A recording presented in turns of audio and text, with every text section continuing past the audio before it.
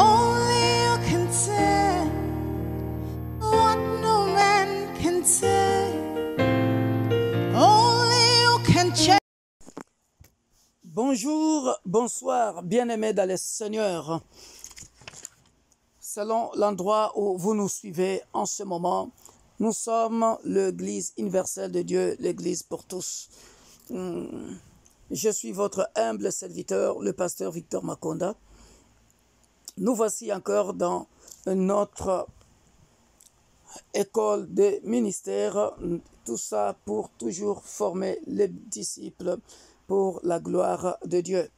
Aujourd'hui, bien-aimés dans le Seigneur, nous allons donc commencer notre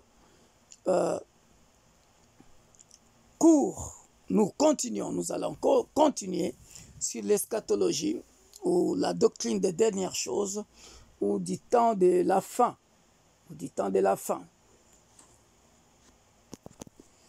Nous allons donc aujourd'hui parler de notre 56e leçon. On va donc continuer sur la seconde venue de Christ. On va parler du but de l'enlèvement, le retour de Jésus-Christ sur terre avec ce sang par la grâce de Dieu. Et nous allons nous arrêter là où Dieu permettra que nous puissions nous arrêter, vu que c'est une très très longue leçon. Mais avant cela, nous allons prier.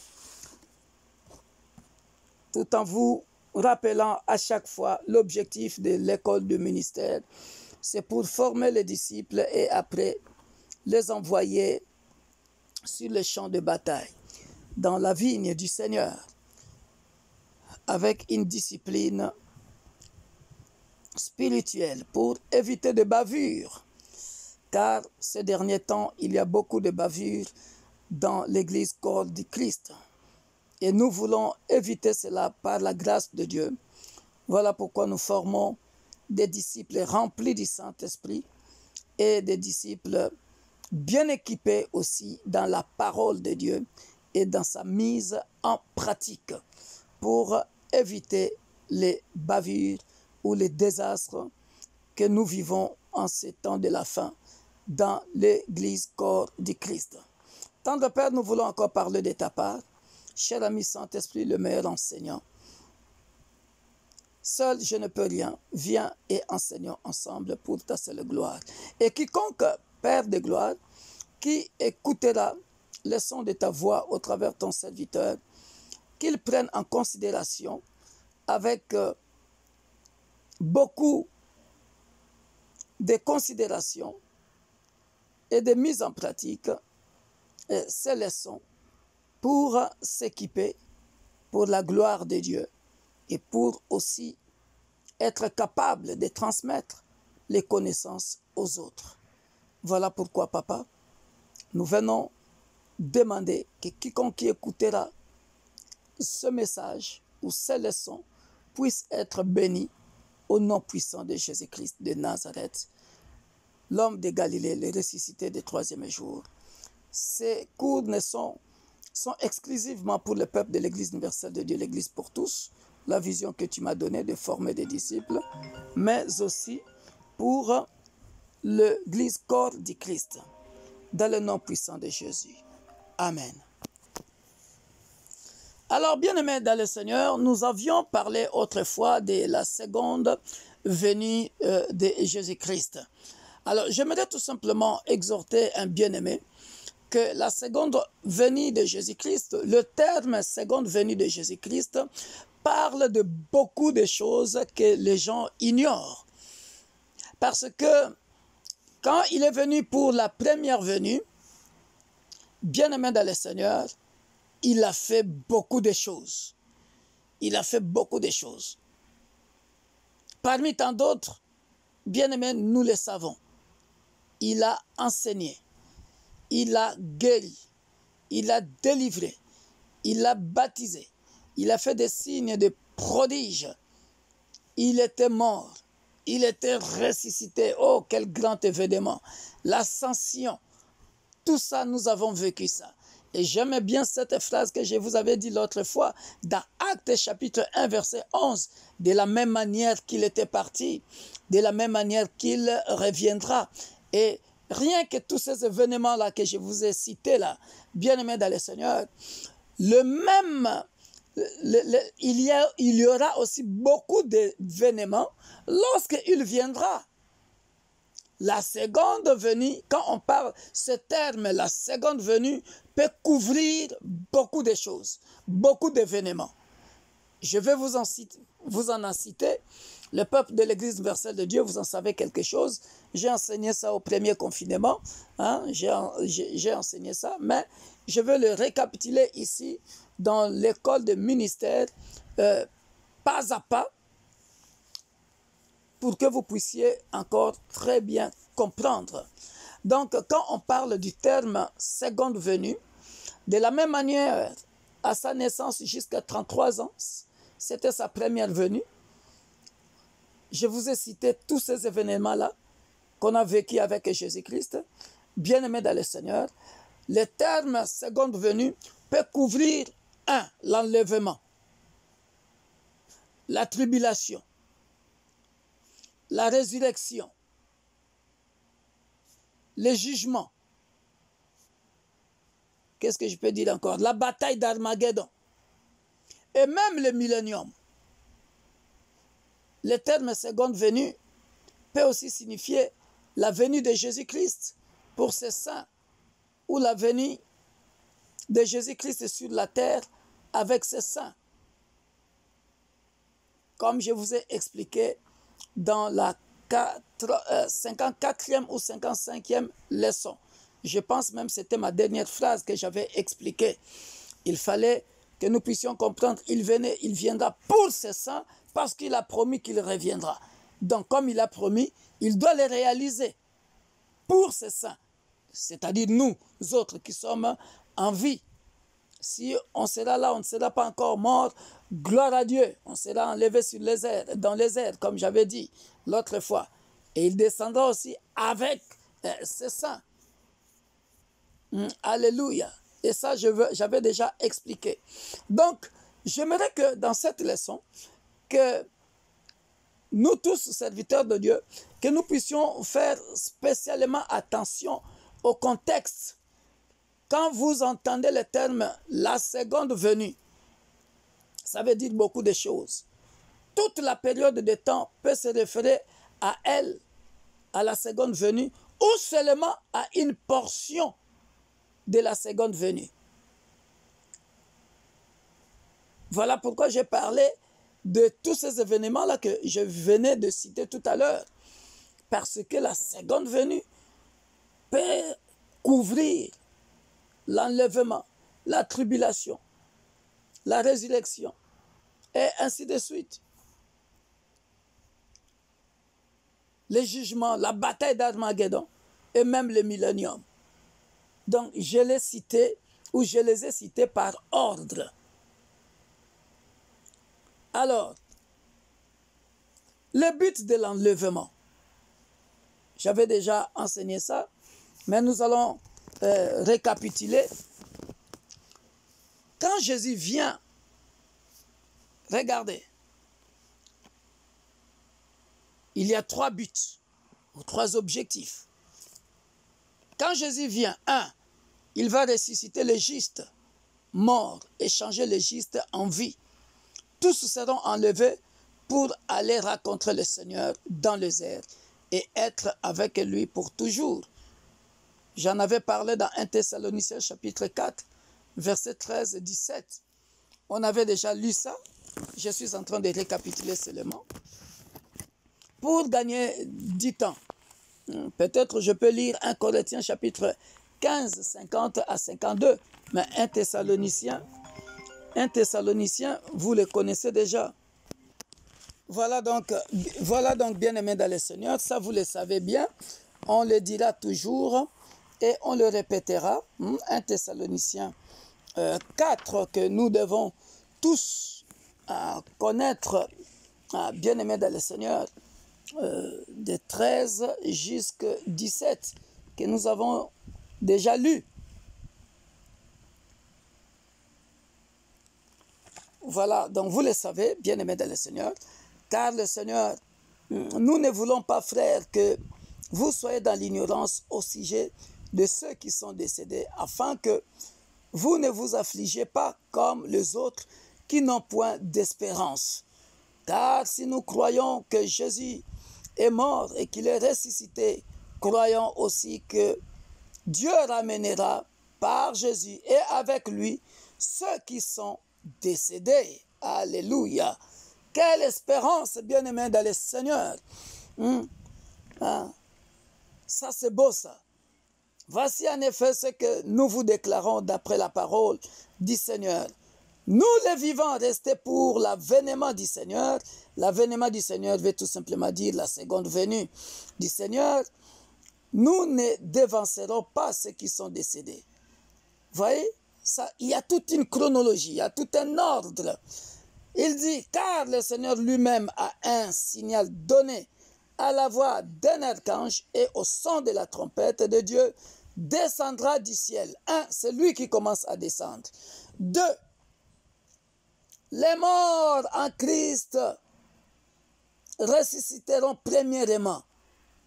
Voilà. Ça fait, je ne sais pas, la 40e fois que je répète la même chose. Le cours de ces événements-là, comment ça se fera. 3.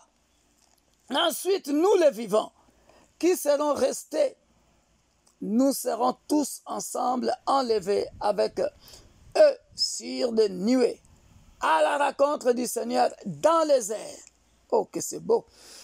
Et ainsi, nous serons toujours avec le Seigneur. Considérez-vous, consolez-vous les uns les autres par ces paroles. Quelle espérance, bien-aimés dans le Seigneur. Alléluia. Et ça, nous les connaissons tous, bien-aimés dans le Seigneur. Voilà pourquoi 1 Corinthiens chapitre 15, versets 50 à 52 dira ce que je dis, frère, c'est que la chair et le sang ne peuvent hériter le royaume de Dieu et que la corruption n'hérite pas l'incorruptibilité. Alléluia. Parce que, bien-aimés dans le Seigneur, ça sera une question d'être transformé à un autre corps. Alléluia.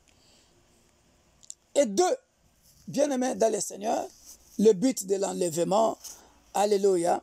Deuxième but de l'enlèvement, les croyants seront alors récompensés pour leur fidélité dans le service. Pour leur fidélité dans le service. Ça, je l'ai toujours répété aux ouvriers qui travaillent avec moi dans l'église mère de Roubaix. J'ai dit, bien-aimés, parce qu'il faut enseigner les ouvriers, chers pasteurs, vous qui serez des pasteurs, qui dirigeront les églises un jour, tu ne peux pas avoir un comité de l'église et tu ne les enseignes pas. Jamais. Il faut les enseigner. Il faut les enseigner Colossiens 3. Il faut les enseigner Tite. Il faut les enseigner 1 et 2 Timothée. Tout ça sont des livres pastoraux. Ils doivent les savoir. Ils doivent les savoir. Nous serons récompensés pour notre fidélité dans le service. La Bible dit quoi dans 1 Corinthiens chapitre 3, verset 12 à 15. Or, si quelqu'un bâtit sur ce fondement avec de l'or, de l'argent, de pierres précieuses, du bois, du foin, du chaume, l'œuvre de chacun sera manifestée. Vous voyez ça? Car le jour la fera connaître parce qu'elle se révélera dans le feu, et le feu éprouvera ce que l'œuvre de chacun, ce qui est dans l'œuvre de chacun. Si l'œuvre bâtie par quelqu'un sur les fondements subsiste, il recevra une récompense. Alors, une belle récompense parce que cette œuvre-là est bâtie sur le roc, sur le fondement qui est Jésus-Christ.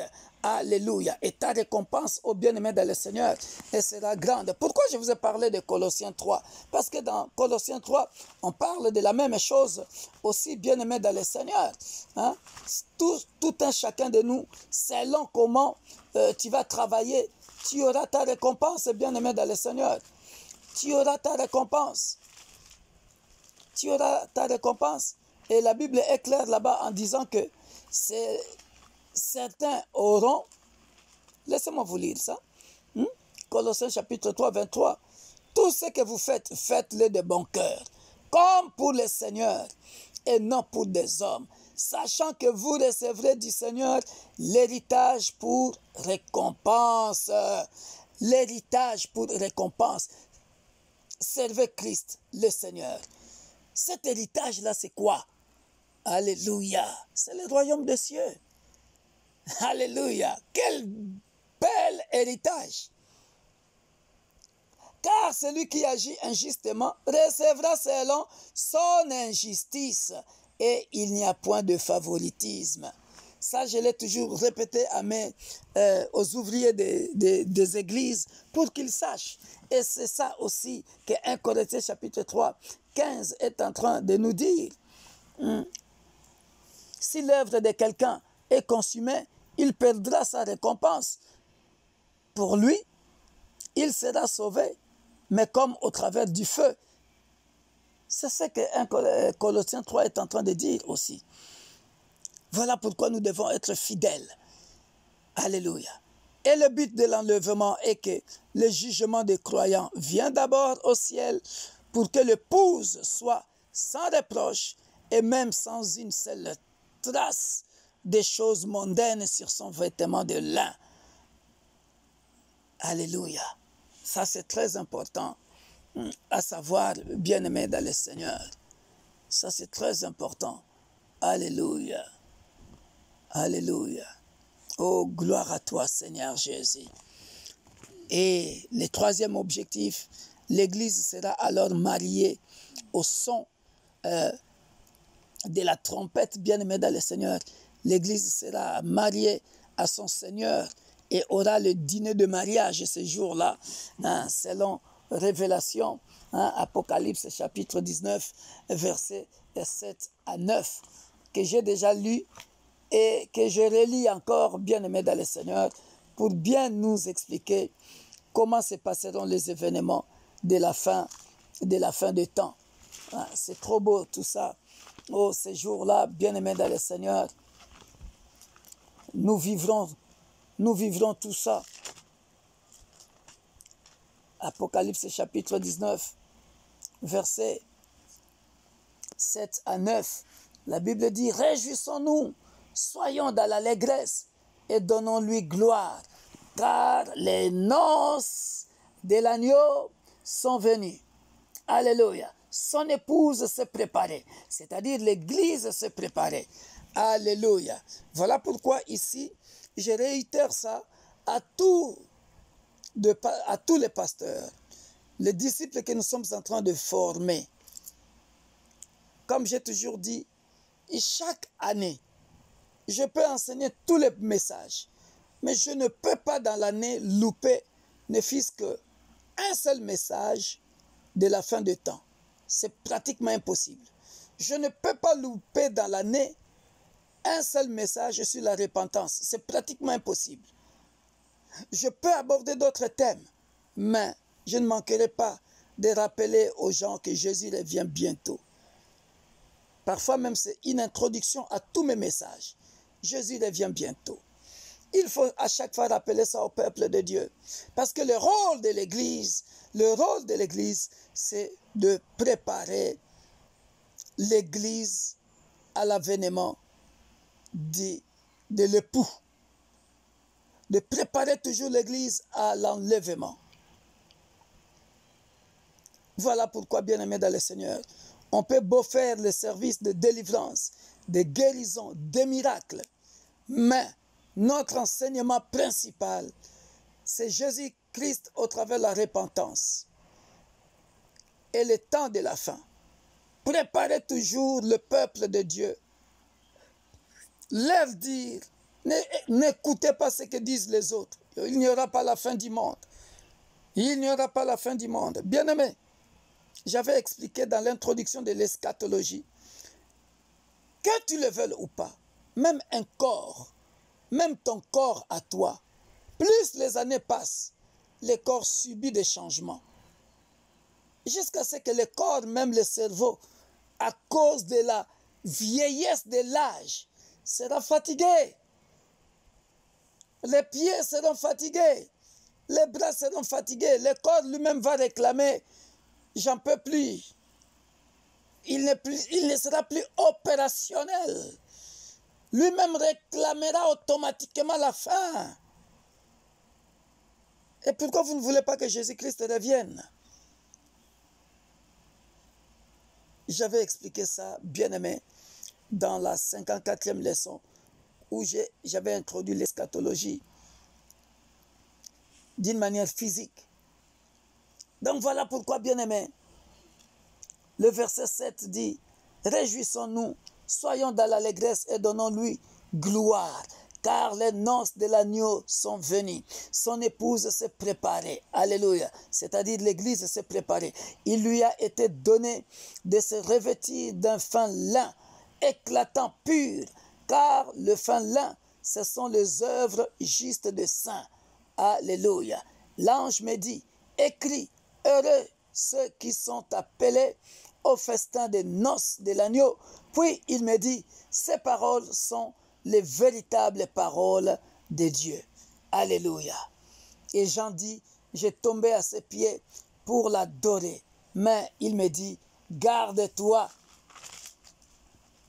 de le faire. Je suis ton compagnon de service et celui de tes frères qui ont le témoignage de Jésus. Adore Dieu, car le témoignage de Jésus est l'esprit de la prophétie. Alléluia. Gloire au Seigneur. Voilà donc, bien-aimés dans le Seigneur, les 3 buts de l'enlèvement. Alléluia. C'est aussi de préparer l'Église à la rencontre de l'épouse. Alléluia. Maintenant, le retour de Jésus-Christ sur terre avec ses saints. Ça, je vais très bien expliquer ça, parce que ça barde du côté d'Israël. Il n'y a pas longtemps, on a vu tout ça à la télé. Je l'avais expliqué l'année 2019, pendant que je parlais encore de l'enlèvement, parce que l'Antéchrist va faire entourer Jérusalem par ses forces armées. Vous avez vu ce qui s'est passé il n'y a pas longtemps à Jérusalem. Les Israélites seront obligés de sortir de leur cachette. Ils seront obligés de réoccuper la ville de Jérusalem et devront combattre pour leur existence. L'armée de l'Antéchrist aura déjà pris la moitié de la ville. Si vous suivez tous ces événements, suivez bien France 24, Al Jazeera, ces chaînes télé-là, ou I24, c'est-à-dire, moi je suis souvent I24, qui signifie Israël 24, qui raconte souvent l'histoire des Israélites. Et allez-y, dans ces chaînes-là, voir, bien-aimés dans le Seigneur, vous verrez comment en ce moment, Jérusalem, il n'y a pas longtemps, vous avez vu ce qui s'est passé en Gaza, Palestine et Jérusalem. Les bombes, il y a eu des bombes encore, ils ont massacré.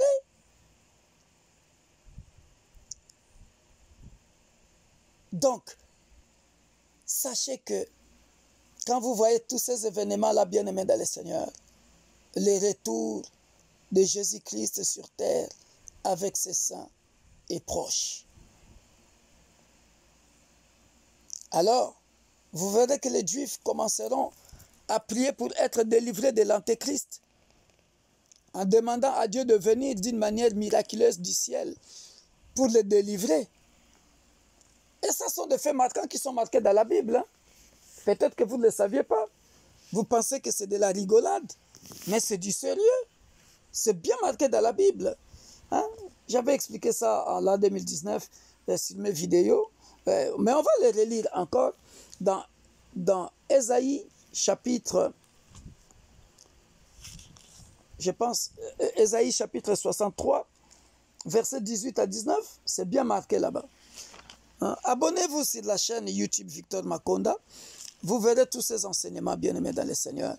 Si vous êtes membre d'une église, d'une autre église, je sais que vous suivez aussi ces enseignements. Vous en profitez aussi pour vous nourrir. Abonnez-vous sur la chaîne Victor Makonda YouTube et vous aurez tous ces enseignements-là. Nous sommes dans Ésaïe 63. Lisons les versets 18 et 19. La Bible le dit clairement. La Bible dit, je peux même commencer à partir du verset 17. Vous voyez comment le peuple se lamente. Pourquoi, ô Éternel, nous fais-tu errer loin de tes voies et endurcis-tu notre cœur contre ta crainte? Reviens pour l'amour de tes serviteurs. Voyez, Israël commence à dire, il commence à prier pour que le Dieu de la Bible le délivre de l'Antéchrist. Reviens pour l'amour de tes serviteurs, des tribus de ton héritage. Ton peuple saint n'a possédé le pays que peu de temps. Nos ennemis ont foulé ton sanctuaire. Qui sont ces ennemis-là? L'Antéchrist. Quand vous voyez Israël, principalement Jérusalem, être bombardé, comme on a suivi il y a pas longtemps, ben, le mois dernier, au mois de mai, là, hein, on a vu des hôtels, des bus bombardés par la Palestine. Nous sommes depuis longtemps comme un peuple qui ne gouverne pas. Vous avez vu ça? Et qui n'est point appelé de ton nom. Vous avez vu ça, bien-aimés dans le Seigneur?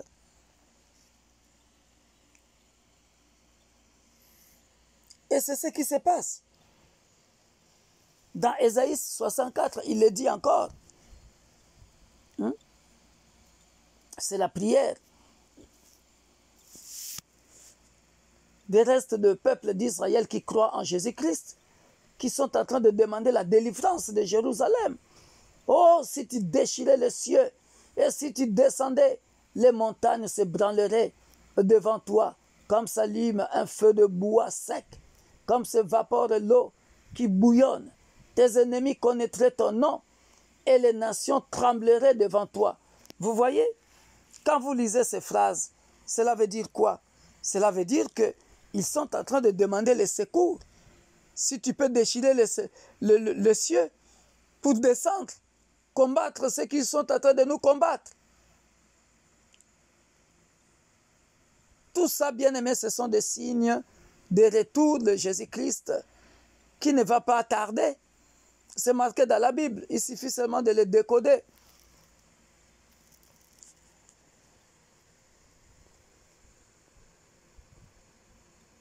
Alléluia. Au verset 10, chapitre 64, verset 10. Vous pouvez lire tous les chapitres 64. Vous lirez, c'est beau.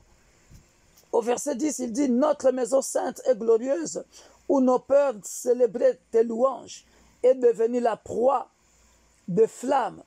Tout ce que nous avions de précieux a été dévasté. » A été dévasté, pourquoi? Ben justement parce qu'il y a la guerre.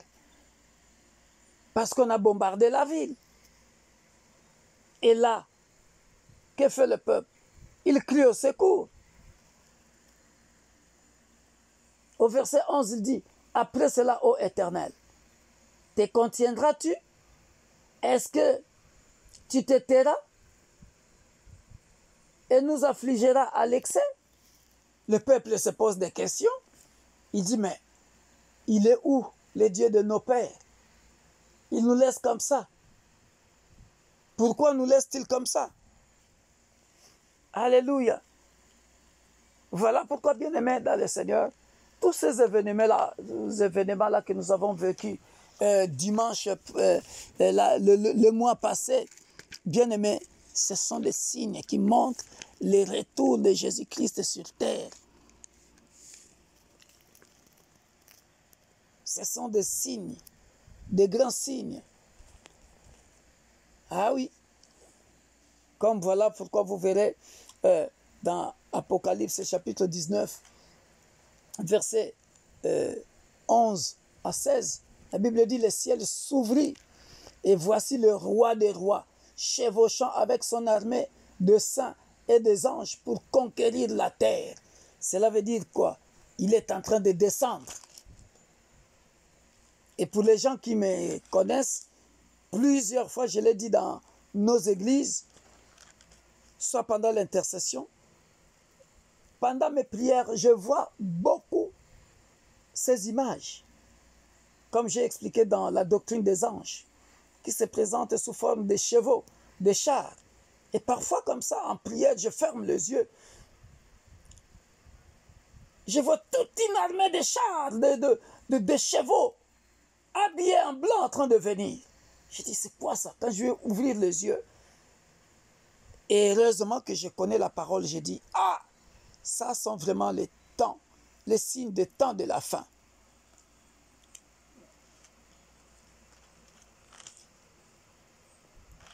Apocalypse 19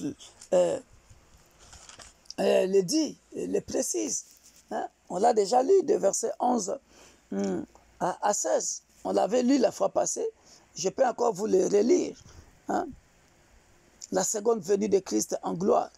Puis je vis le ciel ouvert et voici parut un cheval blanc.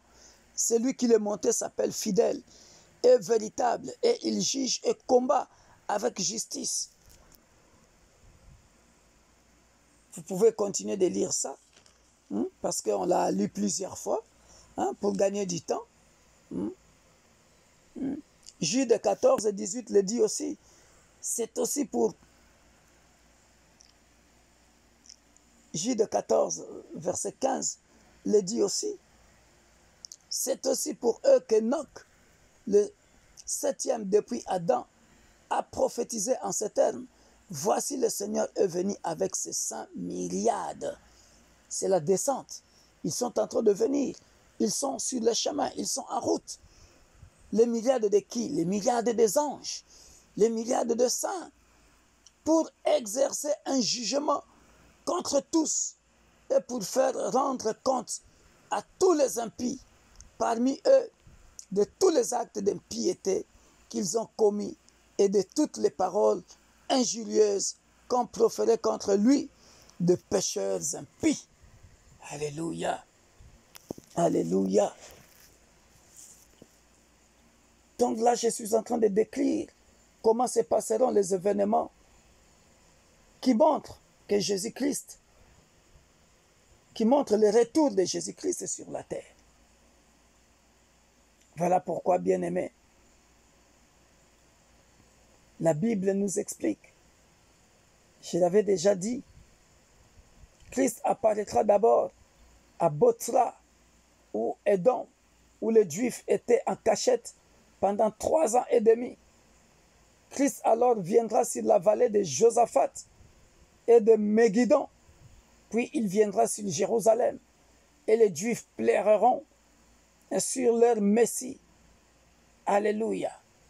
Allez-y sur YouTube, tapez Pasteur Victor Makonda sur le temps de la fin.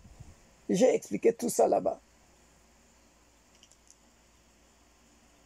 Nous pouvons les lire, bien-aimés, je vous donne des passages dans Ésaïe 34. Nous pouvons les lire encore pour voir comment il descendra. C'est une réalité, hein, bien-aimés. C'est une réalité. Ésaïe 34, 5 à 6. Je ne fais que me répéter, mais c'est une réalité.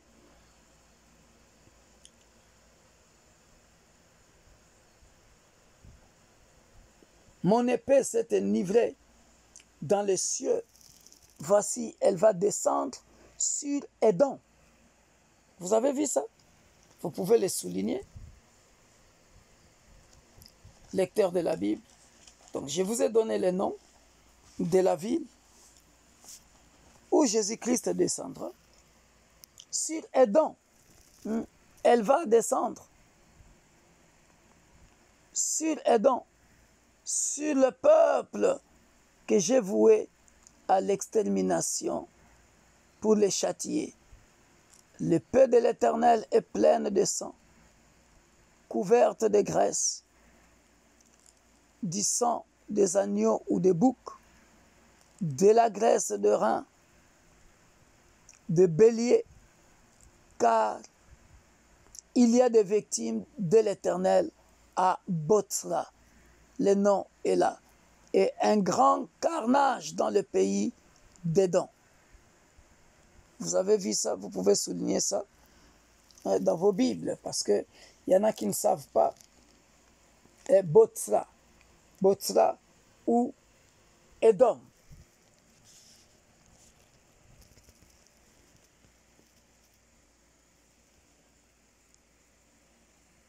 Alléluia. Nous pouvons les lire aussi, bien-aimés dans le Seigneur, dans le livre de Joël, chapitre 3, verset 2, 9 à 16 aussi. Ou alors, je vous donne seulement le passage et vous lirez chez vous à la maison. Mais j'aime bien lire pour expliquer, très bien expliquer, pour que les gens puissent comprendre. Joël chapitre 3, verset 2, il est dit, « Je rassemblerai toutes les nations et je les ferai descendre dans la vallée de Josaphat. » Comme j'ai dit tantôt, Christ alors viendra sur la vallée de Josaphat et de Megiddo, parce que là, il vient de quitter maintenant Édom, où les Juifs étaient en cachette pendant 3 ans et demi, à Botsra. Qu'est-ce qu'il va les faire? Il va les châtier là-bas. Il va les châtier parce qu'ils ne voulaient pas croire en lui. Voilà pourquoi on dit le paix du Seigneur est plein de sang. Après, il va venir à Josaphat maintenant. Qu'est-ce qu'il va venir faire à Josaphat et Megiddo? Il dit, là, j'entrerai en jugement avec elle au sujet de mon peuple d'Israël, mon héritage, qu'elles ont dispersé parmi les nations, et au sujet de mon pays, qu'elles se sont partagées. Ils ont tiré mon peuple au sort. Ils ont donné les jeunes garçons pour une prostituée. Lisez ça, bien-aimés dans le Seigneur, c'est une belle histoire, jusqu'au verset 17. C'est très, très enrichissant. Au verset 16, il dit, « Des Sion, l'Éternel rugit, de Jérusalem, il fait entendre sa voix. Les cieux et la terre sont ébranlés, mais l'Éternel est un refuge pour son peuple, un abri pour les enfants d'Israël. Et vous saurez que je suis l'Éternel, votre Dieu, résidant à Sion, ma sainte montagne. Jérusalem sera sainte, et les étrangers n'y passeront plus. » Et moi j'ai dit, Amen. Alléluia. Et là, il est parti châtier les Juifs. Vous connaissez les Juifs, donc avec le judaïsme, ceux qui sont restés toujours avec leurs croyances, qui n'ont pas voulu accepter Jésus-Christ et comme leur sauveur et Seigneur. Et après, il descend à Josaphat. Là, il va faire quoi? Il va punir toutes ces nations qui ont torturé Israël. Alléluia. Come on, praise God. Alléluia. Et tout ça, c'est beau. Et là maintenant, il dit, puis il viendra sur Jérusalem et les Juifs pleureront sur leur Messie. C'est normal qu'ils pleurent.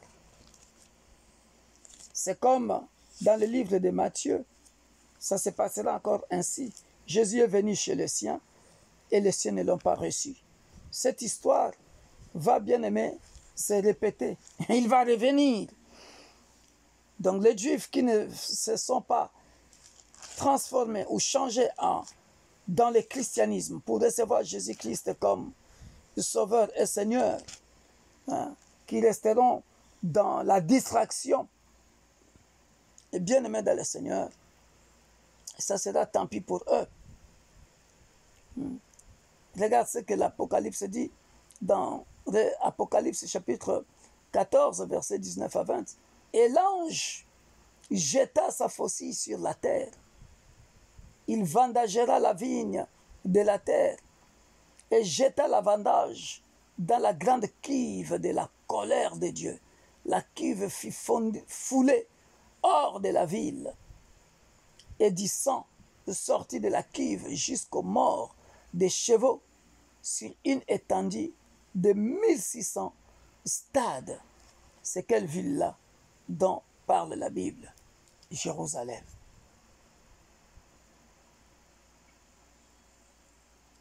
Jérusalem.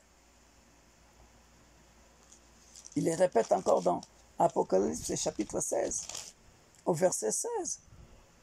Il dit, il les rassemblera dans le lieu appelé en hébreu Armageddon. Alléluia. Et dans Zacharie, chapitre 12, versets 2 à 3,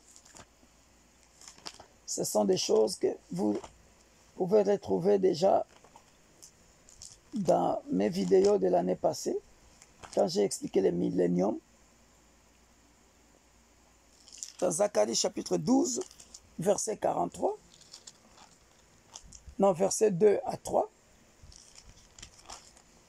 il est dit encore, oracle, parole de l'Éternel sur Israël. Ainsi dit l'Éternel, ainsi parle l'Éternel qui a étendu les cieux et fondé la terre et qui a formé l'esprit de l'homme au-dedans de lui.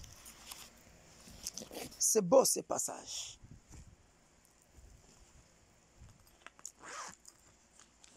Qui a formé l'esprit de l'homme au-dedans de lui. Voici, je ferai de Jérusalem une coupe d'étourdissement pour tout le peuple d'alentour et aussi pour Juda dans le siège de Jérusalem. Alléluia. Et ça, c'est lui-même Dieu qui est à l'œuvre. Il est en train d'expliquer en fait ce qu'il viendra faire pendant sa seconde venue. C'est encore très bien expliqué. Dans le verset 8, 9 et 10, il dit quoi? En ce jour-là, l'Éternel protégera le peuple de Jérusalem, les habitants de Jérusalem. Et le faible parmi eux sera dans ces jours comme David. La maison de David sera comme Dieu, comme l'ange de l'Éternel devant eux. En ces jours-là, je m'efforcerai de détruire toutes les nations qui viendront contre Jérusalem. Alléluia. Et là, l'Antéchrist, bien-aimé dans le Seigneur, toutes les nations qui vont former l'Antéchrist, et ces nations-là, bien-aimées dans le Seigneur, vous les connaissez très bien, j'en ai déjà parlé, ce sont les Occidentaux, l'Europe, en commençant par l'Italie.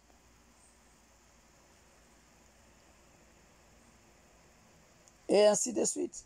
Alors je répandrai sur la maison de David et sur les habitants de Jérusalem un esprit de grâce et de supplication. Et là, ce sera une chance qu'on va donner aux gens, au reste d'Israël, pour reconnaître les crucifiés, se repentir pour être délivrés.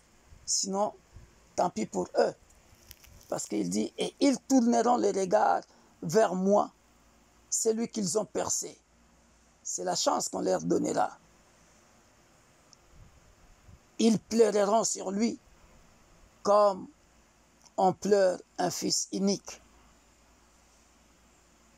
Donc ici, nous voyons bien la dernière chance que Dieu donne à ceux qui l'ont persécuté, c'est-à-dire les Juifs. Rappelez-vous pourquoi j'ai dit Jésus était venu chez les siens ne l'ont pas reçu.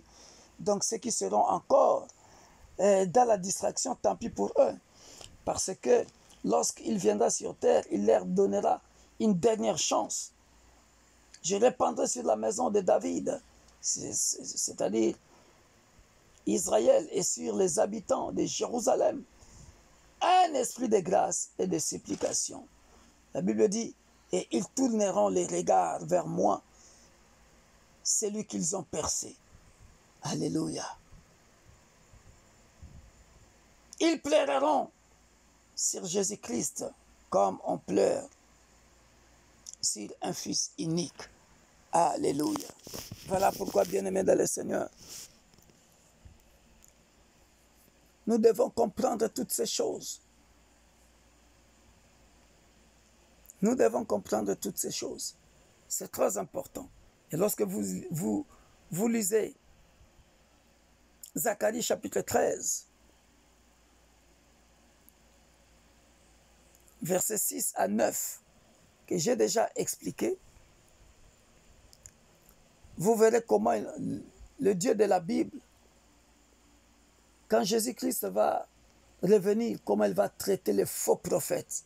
Oh, si tu es faux prophète, ou si tu aspires à être ou à devenir un faux prophète, fais gaffe. Parce que ici, il dit, en ce jour-là, dit l'Éternel des armées, j'exterminerai du pays les noms des idoles, afin qu'on ne s'en souvienne plus. J'ôterai aussi du pays les prophètes et l'esprit d'impureté. Si quelqu'un prophétise encore, son père et sa mère qui l'ont engendré lui diront, tu ne vivras pas, car tu dis des mensonges au nom de l'Éternel. Et son père et sa mère qui l'ont engendré les transperceront quand il prophétisera. Et ainsi de suite, bien-aimés dans le Seigneur. Lisez ça. C'est tellement profond. C'est tellement profond. Ou alors je lis pour expliquer. En ce jour-là, les prophètes rougiront de leur vision quand ils prophétiseront. Et ils ne revêtiront plus un manteau de poils pour mentir. Chacun d'eux dira, je ne suis pas prophète, je suis laboureur, car on m'a acheté dès ma jeunesse. Et si on lui demande d'où viennent ces blessures que tu as aux mains, il répondra, c'est dans la maison de ceux qui m'aimaient que je les ai reçus. Ici, la Bible est en train d'expliquer exactement ce que nous sommes en train de vivre en ce moment précis. Tout ça sont des signes du temps de la fin. Combien de fois nous n'entendons pas de bavures comme ça, de faux prophètes dans des églises, et qu'on est en train de frapper, parce que le blessure dont on parle ici, c'est parce que le prophète avait donné une fausse prophétie, et Dieu l'a exposé, ou lui a exposé, et c'est ce qu'on est en train de vivre. Dans mon pays, en RDC, c'est fréquent, au Nigeria, c'est fréquent, partout, à Côte d'Ivoire, au Cameroun. On est en train d'attraper des prophètes comme ça. Et ils sont en train de payer. Et Dieu est en train de les exposer. Ça montre que Jésus revient bientôt. Je suis en train de vous donner tous ces détails pour savoir que ce sont des signes bien-aimés dans le Seigneur qui montrent que Jésus est en train de revenir. Maintenant, après, bien-aimés dans le Seigneur, les pieds de Christ se poseront réellement sur le mont des Oliviers. Et ça, Zacharie chapitre 14, versets 1 à 5 le démontre. Et ça, c'est pareil avec Actes chapitre 1, versets 10 à 11. Lorsque les apôtres disent, il reviendra de la même manière qu'il était monté. Or, il était où? Au mont des Oliviers. C'est ça. Voici, les jours de l'Éternel arrivent. Zacharie chapitre 14, versets 1 à 5. Voici le jour de l'Éternel arrive. Alléluia. Voici le jour de l'Éternel arrive. Et tes dépouilles seront partagées au milieu de toi.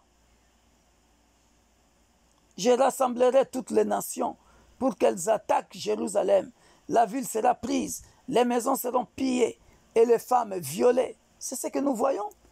La moitié de la ville ira en captivité, mais le reste du peuple ne sera pas exterminé de la ville. L'Éternel paraîtra et il combattra ces nations comme il combat au jour de la bataille. Regardez le verset 4, est clair, ses pieds se poseront en ce jour sur la montagne des Oliviers. Soulignez ça, bien-aimé, qui est vis-à-vis de Jérusalem, du côté de l'Orient. La Bible le dit clairement, bien-aimé dans le Seigneur. Alléluia. La montagne des Oliviers se fendra par le milieu, à l'Orient et à l'Occident. J'avais regardé ça dans un documentaire. Il y a un spécialiste, pasteur américain, j'ai oublié son nom, qui expliquait ça en direct de Jérusalem. Il était là et il montrait ça. J'ai eu la grâce de suivre ça à la télé.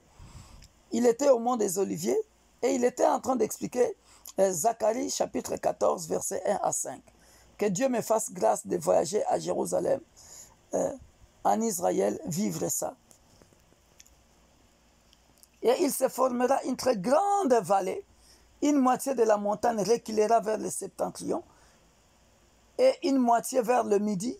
Vous fuirez alors dans la vallée de mes montagnes. Alléluia. Qui fuiront dans la vallée de ces montagnes? Ce sont les païens qui fuiront, pas nous. Ce sont les païens qui fuiront. Car la vallée des montagnes s'étendra jusqu'à Hatzel. Vous fuirez comme vous avez fui devant les tremblements de terre, au temps d'Ozias, roi de Juda. Et l'Éternel, mon Dieu, viendra, et tous ses saints avec lui, comme j'avais dit précédemment. Alléluia. En ce jour-là, il n'y aura point de lumière. Il y aura du froid et de la glace. Ce sera un jour unique connu de l'Éternel, et qui ne sera ni jour ni nuit, mais vers le soir, la lumière paraîtra.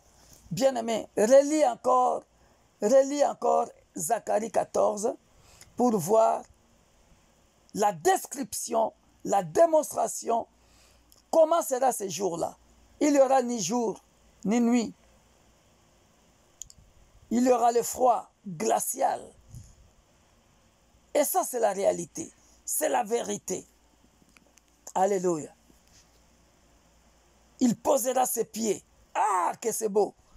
C'est-à-dire, on commencera d'abord à vivre les trompettes. Pam, pam, pam, pam, pam, pam, pam, pam, pam, pam, pam. On est enlevé d'abord sur les airs.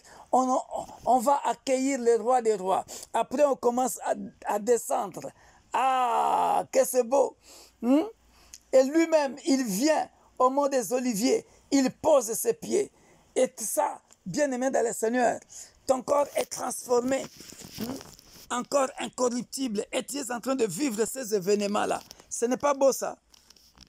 Oh, que c'est beau. Alléluia. Alléluia. Gloire au Seigneur. Je m'arrête là, bien-aimé dans le Seigneur. Demain, jeudi, je vais parler le temps de la seconde venue. Et nous allons expliquer comment cela se passera. Et je m'arrête ici, bien-aimé dans le Seigneur. Soyez bénis et prenez vraiment des notes et comprenez bien ces leçons. Lisez tous les passages que je nous ai lus pour être capable, vous aussi, quand on vous dira d'expliquer les événements, l'ordre des événements, comment Christ descendra, c'est une réalité, c'est une vérité, bien-aimé dans le Seigneur, que personne ne vous trompe.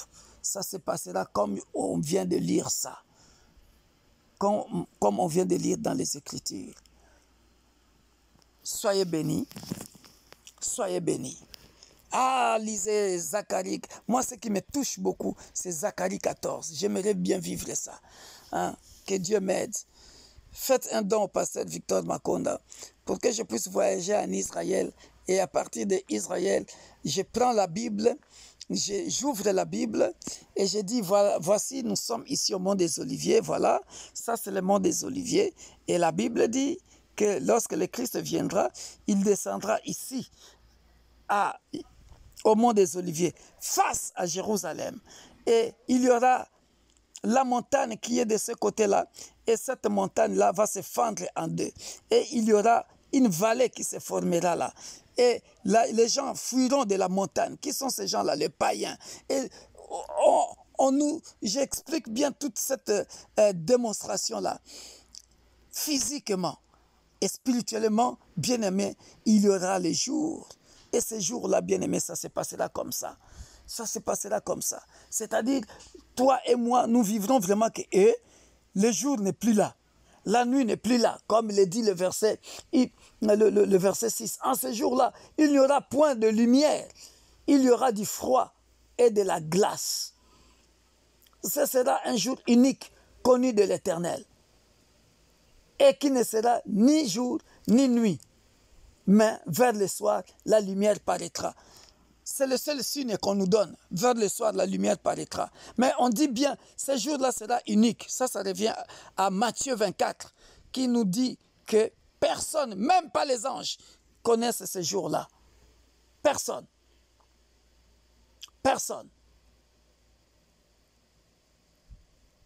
Voilà.